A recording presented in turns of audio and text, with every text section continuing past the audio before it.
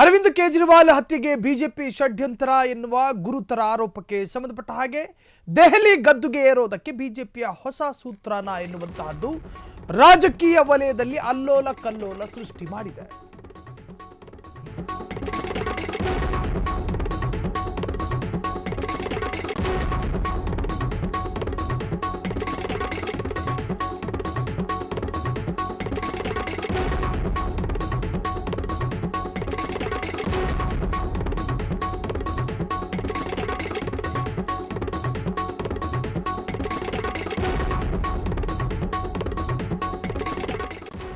February ತಿಂಗಳ 2ನೇ ವಾರದಲ್ಲಿ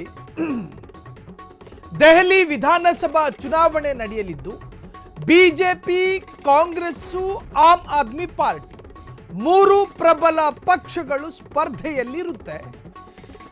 ಅರವಿಂದ್ ಕೇಜ್ರಿವಾಲ್ಗೆ ಬಿಜೆಪಿಯ ಭಯ, ಬಿಜೆಪಿಗೆ ಕಾಂಗ್ರೆಸ್ ಮತ್ತು ಆಪ್ ಪಕ್ಷದ ಭಯ. ಈ 3 ಪಕ್ಷದಲ್ಲಿ ದೆಹಲಿಯ ಗದ್ದುಗೆ ಏರೋದು ಯಾರು? 2 ಬಾರಿ ಆಮ್ ಆದ್ಮಿ ಪಾರ್ಟಿ ಗದ್ದುಗೆ ಏರಿತ್ತು. 3ನೇ ಬಾರಿಯೂ ಕೂಡ ಅಧಿಕಾರ ಹಿಡಿಯೋದ್ರಲ್ಲಿ ಅರವಿಂದ್ ಕೇಜ್ರಿವಾಲ್ ಸಕ್ಸಸ್ ಕಾಣ್ತಾರ?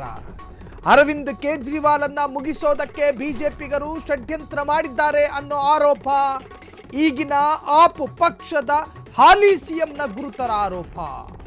ಅರವಿಂದ್ ಕೇಜ್ರಿವಾಲ್ ಹತ್ಯೆಗೆ ಬಿಜೆಪಿ ಷಡ್ಯಂತ್ರ ಮಾಡ್ತಾ ಇದೆ. ದೆಹಲಿ ಗದ್ದುಗೆ ಏರೋದಕ್ಕೆ ಬಿಜೆಪಿಯ ಹೊಸ ಸೂತ್ರಗಳು ಪ್ರಯೋಗ ಆಗ್ತಾ ಇದೆ. ಬಿಜೆಪಿ ವಿರುದ್ಧ ಗುರುತರ ಆರೋಪ ಮಾಡಿದ ದೆಹಲಿ ಸಿಎಂ ಅತೀಶಿ. ಹಾಗಾದ್ರೆ ಅತೀಶಿಯ ಹೇಳಿಕೆ ಈಗ ರಾಜಕೀಯ ವಲಯದಲ್ಲಿ ಸಂಚಲನ ಮೂಡಿಸ್ತಾ ಇದೆ. ಚುನಾವಣೆಯಲ್ಲಿ ಆಪ್ ಮಣಿಸೋದಕ್ಕೆ ಸಾಧ್ಯ ಇಲ್ಲ ಎಂದರಿತ ಬಿಜೆಪಿ ದೆಹಲಿ ಬಿಜೆಪಿಗೆ ಅಡ್ಡಲಾಗಿ ನಿಂತಿರುವಂತಹ ಕೇಜ್ರಿವಾಲ್. ಹಾಗಾಗಿ ಕೇಜ್ರಿವಾಲ್ನ ಹೆಂಗಾದ್ರೂ ಮುಗಿಸ್ಬಿಡ್ಬೇಕು ಅಂದ್ರೆ ಅದನ್ನ ಯಾವ ತರಹದ ವ್ಯಾಖ್ಯಾನ ಅನ್ನೋದು ಗೊತ್ತಿಲ್ಲ. ರಾಜಕೀಯವಾಗಿ ಕೇಜ್ರಿವಾಲ್ರನ್ನ ಮುಗಿಸಬೇಕು ಅಂತಾನೋ ಅಥವಾ ಬೇರೆ ತರಹನೋ ಗೊತ್ತಿಲ್ಲ. ಒಟ್ಟಾರೆ ದೆಹಲಿಯಲ್ಲಿ 10 ವರ್ಷದಿಂದ ಅಂದರೆ 2 ಬಾರಿ ಈಗಾಗಲೇ ದೆಹಲಿಯ ಚುಕ್ಕಾಣಿ ಹಿಡಿದಿರುವಂತಹದ್ದು ಆಮ್ ಆದ್ಮಿ ಪಾರ್ಟಿ. ಆಮ್ ಆದ್ಮಿ ಪಾರ್ಟಿ ಈ ಬಾರಿ ಯಾವ ಲೆಕ್ಕದಲ್ಲೂ ಗೆಲ್ಲೋದಿಲ್ಲ ಅಂತ ಹೇಳಿ ಬಿಜೆಪಿಗರು ಘಂಟಾಘೋಷವಾಗಿ ಹೇಳಿಕೊಳ್ತಾ ಇದ್ದಾರೆ.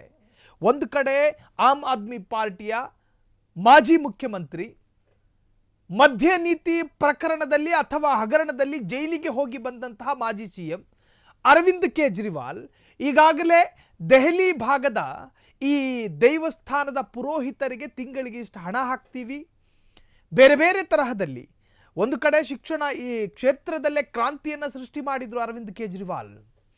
ಅಲ್ಲಿನ ಸರ್ಕಾರಿ ಶಾಲೆಗಳು ಅತ್ಯಾಧುನಿಕ ತಂತ್ರಜ್ಞಾನದ ಎಲ್ಲ ರೀತಿಯ ಸೌಲಭ್ಯಗಳನ್ನು ಹೊಂದಿದೆ. ನಮ್ಮ ರಾಜ್ಯದ ಸ್ಕೂಲಲ್ಲಿ ಒಂದೋ ಬಾಗಿಲು ಸರಿ ಇದ್ದರೆ ಆ ಸ್ಕೂಲಿನ ಕಿಟಕಿ ಸರಿ ಇರೋದಿಲ್ಲ. ಕಿಟಕಿ ಬಾಗಿಲು ಎರಡೂ ಸರಿ ಇದ್ದು ಆ ಶಾಲೆಯ ಮೇಲ್ಛಾವಣಿ ಸೋರ್ತಾ ಇರುತ್ತೆ. ಈ ತರಹದ ಪರಿಸ್ಥಿತಿ ನಮ್ಮ ರಾಜ್ಯದ ಸ್ಕೂಲ್ಗಳು. ಆದರೆ ದೆಹಲಿಯ ಒಂದೊಂದು ಸರ್ಕಾರಿ ಸ್ಕೂಲ್ಗಳನ್ನು ನೀವು ಗಮನಿಸಬೇಕು, ಪ್ರೈವೇಟ್ ಸ್ಕೂಲ್ಗಳ ತಲೆಗೆ ಹೊಡೆದಂಗಿರುತ್ತೆ. ಎಲ್ಲ ತರಹದ ಮೂಲಭೂತ ಸೌಕರ್ಯಗಳಿರ್ತಾವೆ. ಮಕ್ಕಳಿಗೆ ಯಾವ ವಿಧವಾಗಿ ಎಲ್ಲ ರೀತಿಯ ಮಕ್ಕಳು ಒಂದು ಶಾಲೆಯಲ್ಲಿ ಬರ್ತಾರೆ. ಬುದ್ಧಿಹೀನ ಮಕ್ಕಳು ಬರ್ತಾರೆ, ಬುದ್ಧಿವಂತ ಮಕ್ಕಳು ಬರ್ತಾರೆ, ಸ್ವಲ್ಪ ದಡ್ಡತನ ಇರುವಂಥ ಮಕ್ಕಳು ಬರ್ತಾರೆ. ಆ ಎಲ್ಲ ವರ್ಗದ ಮಕ್ಕಳಿಗೂ ಅರ್ಥ ಆಗೋ ರೀತಿಯ ಶಿಕ್ಷಣದ ವ್ಯವಸ್ಥೆಯನ್ನು ಮಾಡಿರುವ ಅರವಿಂದ್ ಕೇಜ್ರಿವಾಲ್ ಈ ಬಾರಿ ಮತ್ತೆ ದೆಹಲಿಯ ಚುಕ್ಕಾಣಿ ಹಿಡಿತಾರೆ. ದೆಹಲಿಯ ಜನ ಈ ಬಾರಿ ಆಮ್ ಆದ್ಮಿ ಪಾರ್ಟಿಯ ಅರವಿಂದ್ ಕೇಜ್ರಿವಾಲ್ರನ್ನ ಕೈಯಲ್ಲಿ ಅಂದರೆ ಅವರಿಗೆ ಗೆಲುವನ್ನು ಕೊಡ್ತಾರೆ. ಮದ್ಯ ನೀತಿ ಹಗರಣದಲ್ಲಿ ಜೈಲಿಗೆ ಹೋಗಿ ಬಂದರು. ಎಲ್ಲಿವರೆಗೆ ಅಂತ ಹೇಳಿದ್ರೆ ಆ ಹಗರಣದಿಂದ ನಾನು ಮುಕ್ತನಾಗೋವರೆಗೂ ನಾನು ಅಧಿಕಾರ ಸ್ವೀಕರಿಸೋದಿಲ್ಲ ಅಂದರು. ರಾಜೀನಾಮೆ ಕೊಟ್ಟಿದ್ದಾರೆ. ಅತೀಶಿ ಈಗ ಆಮ್ ಆದ್ಮಿ ಪಾರ್ಟಿಯ ಸಿಎಂ. ಆ ಪ್ರಕರಣದಲ್ಲಿ ಜಾಮೀನಿನ ಮೇಲೆಗೆ ಹೊರಗೆ ಬಂದು ಅಬ್ಬರದ ಮತಪ್ರಚಾರವನ್ನು ಮಾಡಿದ್ರು ಚುನಾವಣೆಗೆ. ಅದಾದ ನಂತರ ಈಗ ಬಿಗ್ ರಿಲೀಫ್ ಸಿಕ್ಕಿರುವಂತಹದ್ದು. ಈಗಲೂ ಅರವಿಂದ್ ಕೇಜ್ರಿವಾಲ್ ಹೇಳ್ತಾ ಇರೋದು ದೆಹಲಿ ಸಂಪೂರ್ಣ ದೆಹಲಿಯನ್ನು ನೀವು ಲೆಕ್ಕಾಚಾರ ಹಾಕಿದ್ರೆ 60ರಿಂದ 70 ವಿಧಾನಸಭಾ ಕ್ಷೇತ್ರಗಳಿರ್ತವೆ. ಅದರಲ್ಲಿ ಒಂದಷ್ಟು ಕ್ಷೇತ್ರದಲ್ಲಿ ಬಿಜೆಪಿಗೆ ಬೆಂಬಲಿತವಾದಂತಹ ಕ್ಷೇತ್ರಗಳು.